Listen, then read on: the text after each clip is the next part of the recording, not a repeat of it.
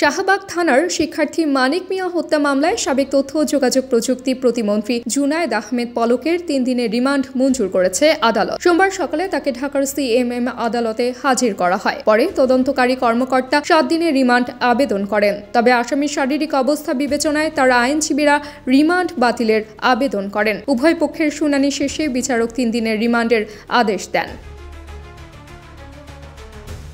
রাষ্ট্রপক্ষের আইনজীবী ওমর ফারুকি গণমাধ্যমকে নিশ্চিত করেছেন যে আদালত পলকের 3 দিনের রিমান্ড মঞ্জুর করেছে।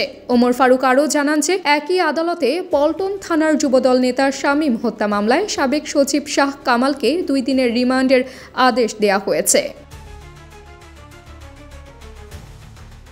উল্লেখযোগ্য যে 5 আগস্ট শেখ হাসিনা সরকারের পতনের পর দেশের রাজনৈতিক পরিস্থিতি উত্তপ্ত হয়ে ওঠে। ছাত্র জনতার গণ অভ্যুত্থানের পর থেকেই একের পর এক আওয়ামী লীগ দলীয় মন্ত্রী, এমপি ও নেতাকর্মীদের বিরুদ্ধে মামলা দায়ের করা হচ্ছে। অনেকেই গ্রেফতার হয়েছেন এবং বর্তমানে বিভিন্ন মামলায় রিমান্ডে রয়েছেন। এসব মামলার মধ্যে জনরোষের ফলে রাজনৈতিক অস্থিরতা আরও বাড়তে থাকে।